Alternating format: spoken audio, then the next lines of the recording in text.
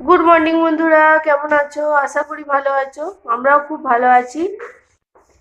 আমার চান করা হয়ে গেছে, আজ সকালে সব কাজ মোটামুটি কমপ্লিট হয়ে গেছে। এবার শুধু রান্নাটা বাকি আছে।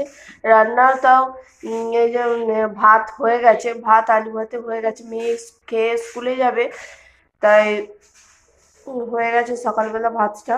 আর আমি এখানে আনাজ কাটছি। কি কি রান্না হবে চলো একবার। এই রান্না হবে পেঁয়াজ কলি, আলু, বেগুন, আর এখানে হচ্ছে সজনা ফুল।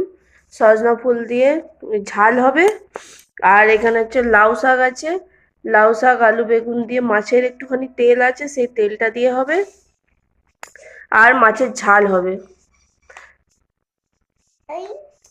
পাখিরা ওইখানে খেলছে, দূর থেকে দেখা যায়। আর মাছের ঝাল হবে।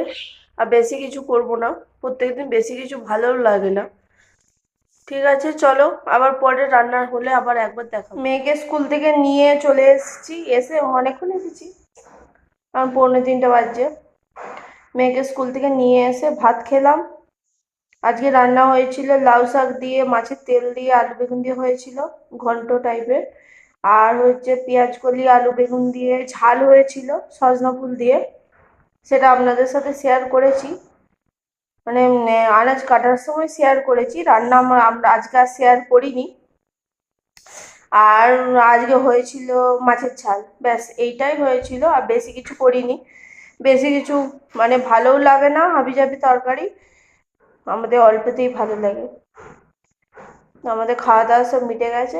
মেয়ে আজকে ঘুমোবে না কিছুতেই, বললো চলো জাম্মার কাছে একটুখানি বসবো। চ একটু পরে যাব। ওই যে এখানে আছে। ঠিক আছে চলো, আবার পরে কথা হবে। দুপুরের পর থেকে আমার আর কথা বলার সময় পাইনি, যদিও দুপুরবেলা একটুখানি বলেছিলাম কথা। আমার মেয়ে পড়ছে, পাখিগুলো এখানে খেলছে।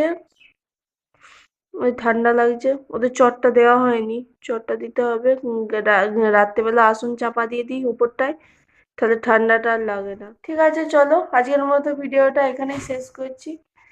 ভিডিওটা খুব ছোট হয়ে গেল, তবুও ঠিক আছে। আজকের মতো টাটা, গুড নাইট। ভালো থাকবেন, সুস্থ থাকবেন, সাবধানে থাকবেন।